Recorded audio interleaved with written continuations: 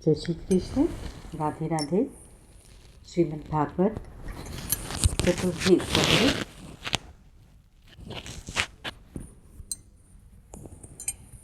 अथ नवमोऽध्यायः। ध्रुव का वर पाकर घर लौटना। श्री मैत्रेय जी कहते हैं, विदुर जी, भगवान के इस प्रकार आश्वासन देने से देवताओं का भय जाता रहा और वे उन्हें प्रणाम करके स्वर्ग को चले गए। तदंतर विराट स्वरूप भगवान गरुड़ पर चढ़कर अपने भक्त को देखने के लिए मधुवन में आए। उस समय ध्रुव जी तीव्र योगाभ्यास से एकाग्र हुई बुद्धि के द्वारा भगवान की बिजली के समान देदीप्यमान जिस मूर्ति का अपने हृदय कमल में ध्यान कर रहे थे, वह सहसा विलीन हो गई। इससे घबराकर उन्होंने जो ही नेत्र खोले कि भगवान के उसी रूप को बाहर अपने सामने खड़ा देखा। प्रभु का दर्शन पाकर बालक ध्रुव को बड़ा कौतूहल हुआ।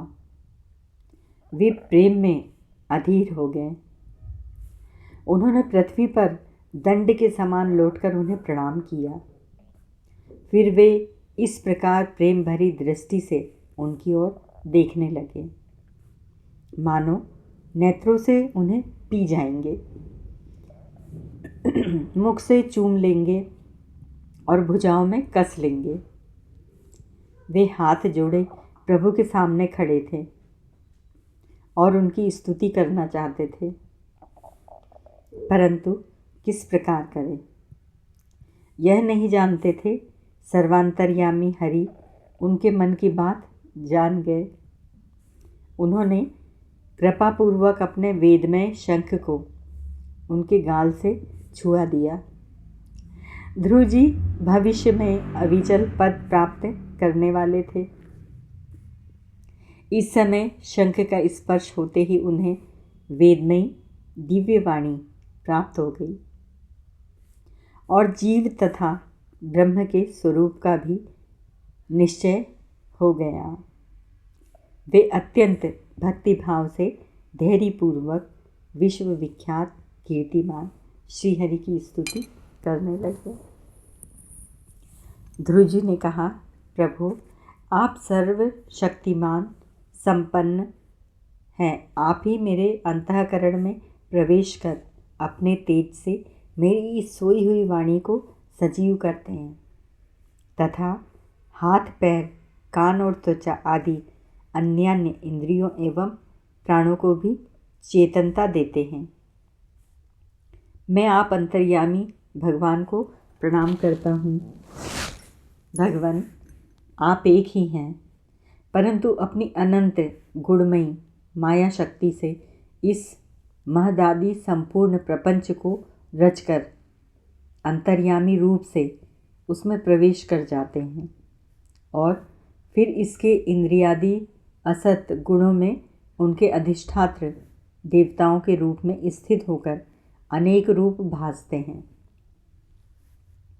ठीक वैसे ही जैसे तरह तरह की लकड़ियों में प्रकट हुई आग अपनी उपाधियों के अनुसार भिन्न भिन्न रूपों में भासती है।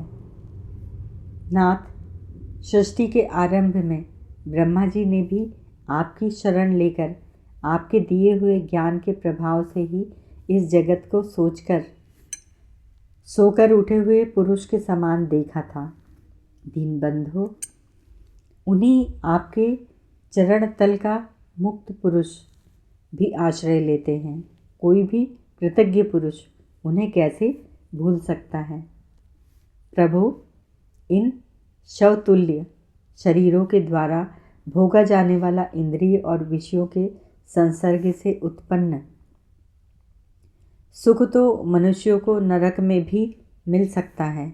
जो लोग इस विषय सुख के लिए ललायित रहते हैं और जो जन्म मरण के बंधन से छुड़ा देने वाले कल्पतरु स्वरूप आपकी उपासना भगवत प्राप्ति के सिवा किसी अन्य उद्देश्य से करते हैं, उनकी बुद्धि अवश्य ही आपकी माया के द्वारा ठगी गई है। नाथ, आपके चरण कमलों का ध्यान करने से और आपके भक्तों के पवित्र चरित्र सुनने से प्राणियों को जो आनंद प्राप्त होता है वह निजानंद स्वरूप ब्रह्म में भी नहीं मिल सकता। फिर जिन्हें काल की तलवार काटे डालती है, उन स्वर्गीय विमानों से गिरने वाले पुरुषों को तो वह सुख मिल ही कैसे सकता है। अनंत परमात्मन, मुझे तो आप उन विशुद्ध हृदय महात्मा भक्तों का संग दीजिए जिनका आप में अविच्छिन्न भक्तिभाव है। उनके संग में मैं आपके गुणों और लीलाओं की कथा सुधा को पी पीकर उन्मत्त हो जाऊंगा और सहज ही इन अनेक प्रकार के दुखों से पूर्ण भयंकर संसार सागर के उस पार पहुंच जाऊंगा। कमलनाथ प्रभु, जिनका चित्त आपके चरण कमल की सुगंध में लुभाया हुआ है, उन महानुभावों का जो लोग संग करते हैं वे अपने इस अत्यंत प्रिय शरीर और इसके संबंधी पुत्र मित्र ग्रह और स्त्री आदि की सुधि भी नहीं करते। अजन्मा परमेश्वर, मैं तो पशु वृक्ष पर्वत पक्षी सरीसृप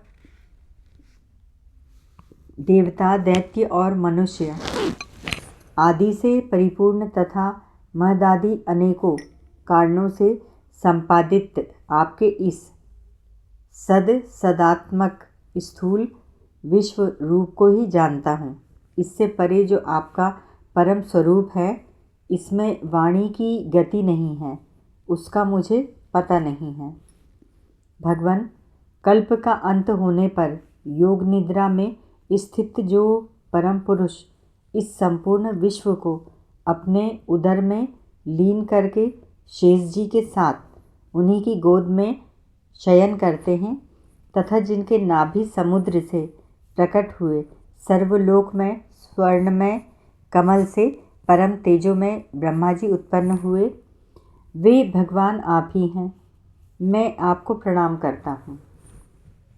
प्रभु, आप अपनी अखंड चिन्मयी दृष्टि से बुद्धि की सभी अवस्थाओं के साक्षी हैं तथा नित्य मुक्त शुद्ध सत्व में सर्वज्ञ परमात्मा स्वरूप निर्विकार आदि पुरुष षडेश्वर्य संपन्न एवं तीनों गुणों के अधीश्वर हैं। आप जीव से सर्वथा भिन्न हैं तथा संसार की स्थिति के लिए यज्ञाधिष्ठाता विष्णु रूप से विराजमान हैं। आपसे ही विधा अविधा आदि विरुद्ध गतियों वाली अनेकों शक्तियाँ धारावाहिक रूप से निरंतर प्रकट होती रहती हैं। आप जगत के कारण अखंड अनादि अनंत अनांद आनंदमय निर्विकार ब्रह्म स्वरूप हैं। मैं आपकी शरण में हूँ। भगवान, आप परमानंद मूर्ति हैं। जो लोग ऐसा समझकर निष्काम भाव से आपका निरंतर भजन करते हैं, उनके लिए राज्यादि भोगों की अपेक्षा आपके चरण कमलों की प्राप्ति ही भजन का सच्चा फल है। स्वामी, यद्यपि बात ऐसी ही है तो भी गौ जैसे अपने तुरंत के जन्मे हुए बछड़े को दूध पिलाती और व्याघ्रादि से बचाती रहती है, उसी प्रकार आप भी भक्तों पर कृपा करने के लिए निरंतर विकल रहने के कारण हम जैसे सकाम जीवों की भी कामना पूर्ण करके उनकी संसार भय से रक्षा करते रहते हैं। श्री मैत्रेय जी कहते हैं, विदुर जी, जब शुभ संकल्प वाले मतिमान ध्रुव जी ने इस प्रकार स्तुति की, तब भक्त वत्सल भगवान उनकी प्रशंसा करते हुए कहने लगे। श्री भगवान ने कहा, उत्तम व्रत का पालन करने वाले राजकुमार, मैं तेरे हृदय का संकल्प जानता हूँ। यद्यपि उस पद का प्राप्त होना बहुत कठिन है, तो भी मैं तुझे वह देता हूँ, तेरा कल्याण हो। भद्र, जिस तेजोमय अविनाशी लोक को आज तक किसी ने प्राप्त नहीं किया, जिसके चारों ओर ग्रह नक्षत्र तारागण रूप ज्योतिष चक्र उसी प्रकार चक्कर काटता रहता है जिस प्रकार मेंढके चारों ओर दवरी के बेल घूमते रहते हैं, अवान्तर कल्प पर्यंत रहने वाले अन्य लोगों का नाश हो जाने पर भी जो स्थिर रहता है, तथा तारागण के सहित धर्म, अग्नि, कश्यप और शुक्र आदि नक्षत्र एवं सप्तर्षि गण जिसकी प्रदक्षिणा किया करते हैं, वह ध्रुवलोक मैं तुझे देता हूँ। यहाँ भी जब तेरे पिता तुझे राज सिंहासन देकर वन को चले जाएंगे, तब तू 36,000 वर्ष तक धर्मपूर्वक पृथ्वी का पालन करेगा। तेरी इंद्रियों की शक्ति ज्यों की त्यों बनी रहेगी। आगे चलकर किसी समय तेरा भाई उत्तम शिकार खेलता हुआ मारा जाएगा। तब उसकी माता सुरुचि पुत्र प्रेम में पागल होकर उसे वन में खोजती हुई दावानल में प्रवेश कर जाएगी। यज्ञ मेरी प्रिय मूर्ति है। तू अनेकों बड़ी बड़ी दक्षिणाओं वाले यज्ञों के द्वारा मेरा यजन करेगा तथा यहाँ उत्तम उत्तम भोग भोग कर अंत में मेरा ही स्मरण करेगा। इससे तू अंत में संपूर्ण लोगों के वंदनीय और सप्तऋषियों से भी ऊपर मेरे निज धाम को जाएगा, जहाँ पहुँच जाने पर फिर संसार में लौटकर नहीं आना होता है। श्री मैत्रेय जी कहते हैं, बालक ध्रुव से इस प्रकार पूजित हो और उसे अपना पद प्रदान कर भगवान श्री गरुड़ ध्वज उसके देखते देखते अपने लोक को चले गए। प्रभु की चरण सेवा से संकल्पित वस्तु प्राप्त हो जाने के कारण यद्यपि ध्रुव जी का संकल्प तो निवृत्त हो गया, किंतु उनका चित्त विशेष प्रसन्न नहीं हुआ। फिर वे अपने नगर को लौट गए। विदुर जी ने पूछा, ब्रह्मन, मायापति श्री हरि का परम पद तो अत्यंत दुर्लभ है और मिलता भी उनके चरण कमलों की उपासना से ही है। ध्रुव जी की सार का पूर्ण विवेक रखते थे, फिर एक ही जन्म में उस परम पद को पा लेने पर भी उन्होंने अपने को अकृतार्थ क्यों समझा। श्री मैत्रेय जी ने कहा, ध्रुव जी का हृदय अपनी सौतेली माता के वांग बाणों से बिध गया था तथा वर मांगने के समय भी उन्हें उनका स्मरण बना हुआ था। इसी से उन्होंने मुक्तिदाता श्री हरि से मुक्ति नहीं मांगी। अब जब भगवत दर्शन से वह मनोमालिन्य दूर हो गया तो उन्हें अपनी इस भूल के लिए पश्चाताप हुआ। ध्रुव जी मन ही मन कहने लगे, अहो सनकादि उधर्वरेता सिद्ध भी जिन्हें समाधि द्वारा अनेकों जन्मों में प्राप्त कर पाते हैं, उन भगवत चरणों की छाया को मैंने 6 महीने में ही पा लिया, किंतु चित्त में दूसरी वासना रहने के कारण मैं फिर उनसे दूर हो गया।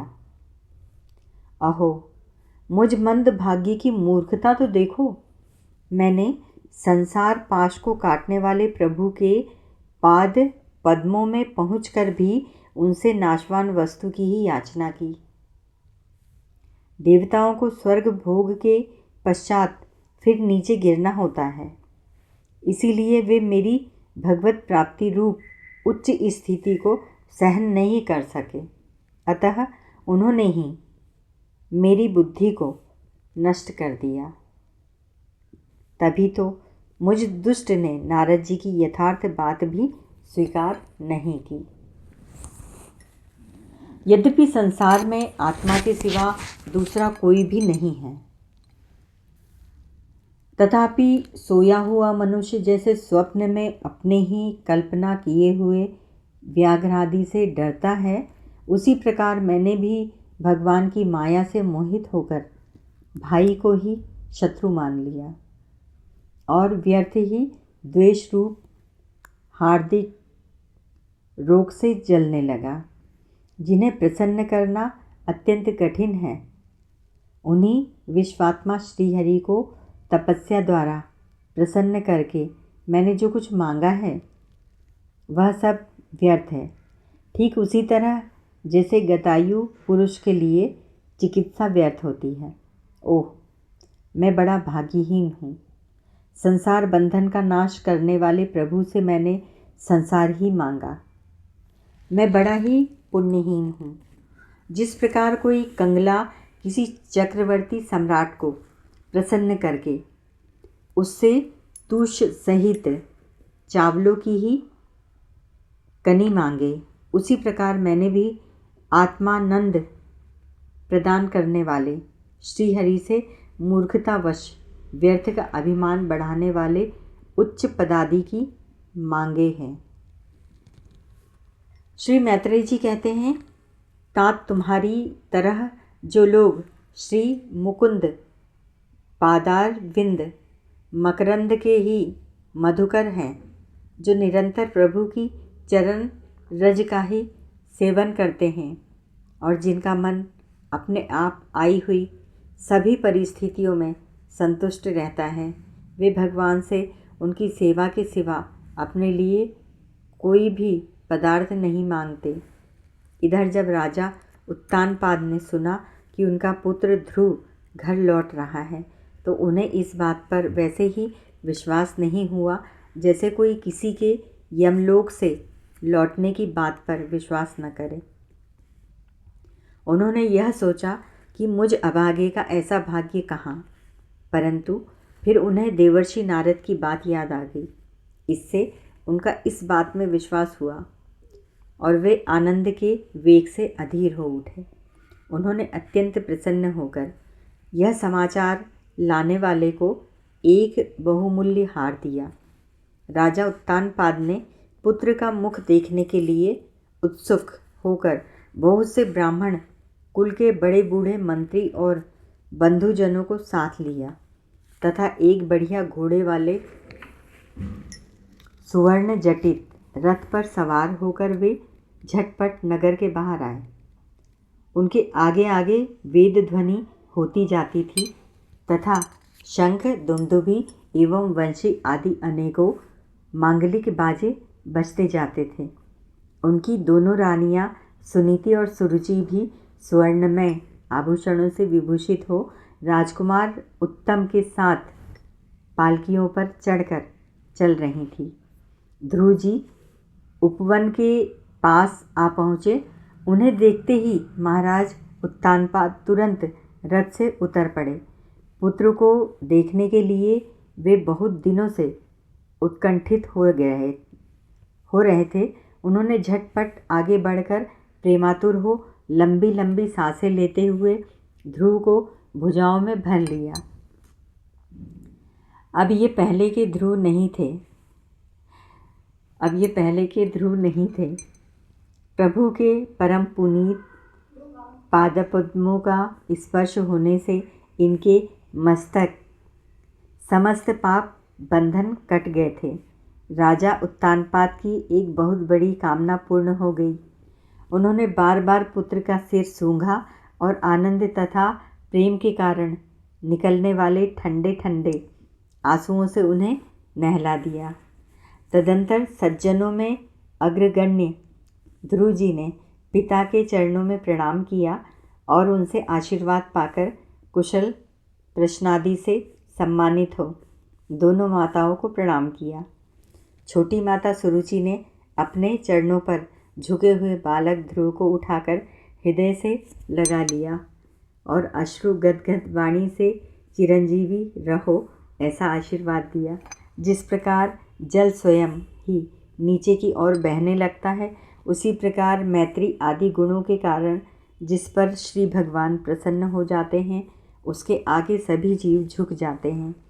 इधर उत्तम और ध्रुव दोनों ही प्रेम से विह्वल होकर मिले। एक दूसरे के अंगों का स्पर्श पाकर उन दोनों के ही शरीर में रोमांच हो आया तथा नेत्रों से बार बार आंसुओं की धारा बहने लगी। ध्रुव की माता सुनीति अपने प्राणों से भी प्यारे पुत्र को गले लगाकर सारा संताप भूल गई। उसके सुकुमार अंगों के स्पर्श से उसे बड़ा ही आनंद प्राप्त हुआ। वीरवर विदुर जी, वीर माता सुनीति के स्तन उसके नेत्रों से झरते हुए मंगलमय आनंदाश्रुओं से भीग गए और उनसे बार बार दूध बहने लगा। उस समय पूर्ववासी लोग उनकी प्रशंसा करते हुए कहने लगे, महारानी जी, आपका लाल बहुत दिनों से खोया हुआ था, सौभाग्यवश अब वह लौट आया। यह हम सबका दुख दूर करने वाला है, बहुत दिनों तक भूमंडल की रक्षा करेगा। आपने अवश्य ही शरणागत भयभंजन श्रीहरि की उपासना की है। उनका निरंतर ध्यान करने वाले धीर पुरुष परम दुर्जय मृत्यु को भी जीत लेते हैं। विदुर जी, इस प्रकार जब सभी लोग ध्रुव के प्रति अपना लाड़ प्यार प्रकट कर रहे थे, उसी समय उन्हें भाई उत्तम के सहित हथिनी पर चढ़ाकर महाराज उत्तानपाद ने बड़े हर्ष के साथ राजधानी में प्रवेश किया। उस समय सभी लोग उनके भाग्य की बढ़ाई कर रहे थे। नगर में जहाँ तहाँ मगर के आकार के सुंदर दरवाजे बनाए गए थे तथा फल फूलों के गुच्छों के सहित केले के खंभे और सुपारी के पौधे सजाए गए थे।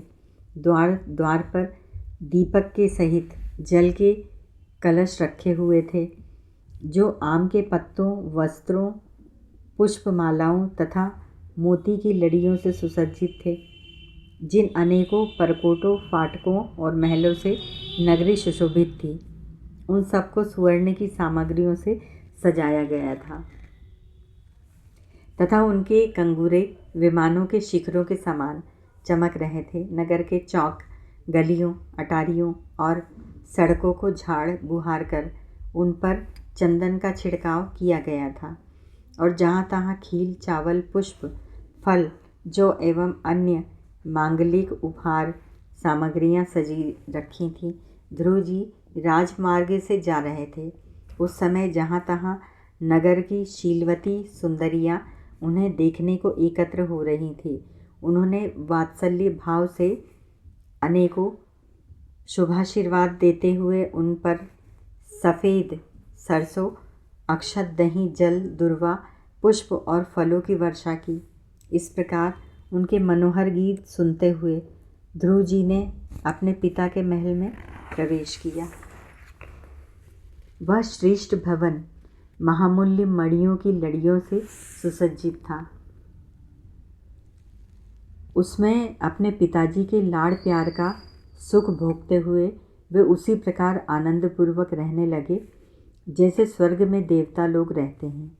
वहाँ दूध के फेन के समान सफ़ेद और कोमल शैय्याएँ, हाथी दाँत के पलंग, सुनहरी कामदार पर्दे, बहुमूल्य आसन और बहुत सा सोने का सामान था। उसकी स्फटिक और महामरकतमणि पन्ने की दीवारों में रत्नों की बनी हुई स्त्री मूर्तियों पर रखे हुए मणि में दीपक जगमगा रहे थे। उस महल के चारों ओर अनेक जाति के दिव्य वृक्षों से सुशोभित उद्यान थे, जिनमें नर और मादा पक्षियों का कलरव तथा मतवाले भौरों का गुंजार होता रहता था। उन बगीचों में वैदूर्य मणि पुखराज की सीढ़ियों से सुशोभित बावलियाँ थीं, जिनमें लाल, नीले और सफ़ेद रंग के कमल खिले रहते थे तथा हंस, कारंडव, चकवा एवं सारस आदि पक्षी क्रीड़ा करते रहते थे। राजर्षि उत्तानपाद ने अपने पुत्र के अति अद्भुत प्रभाव की बात देवर्षि नारद से पहले ही सुन रखी थी। अब उसे प्रत्यक्ष वैसा ही देखकर उन्हें बड़ा आश्चर्य हुआ। फिर यह देखकर कि अब ध्रुव तरुण अवस्था को प्राप्त हो गए हैं, अमात्य वर्ग उन्हें आदर की दृष्टि से देखते हैं तथा प्रजा का भी उन पर अनुराग है। उन्होंने उन्हें लिखित भूमंडल के राज्य पर अभिषिक्त कर दिया और आप वृद्धावस्था आई जानकर आत्मस्वरूप का चिंतन करते हुए संसार से विरक्त होकर वन को चल दिए। इति श्रीमद्भागवते महापुराणे परमहंसायां संहितायां चतुर्थ स्कंधे ध्रुव राज्याभिषेक वर्णनम नाम नवमोऽध्यायः। हरि ओम तत्सत्।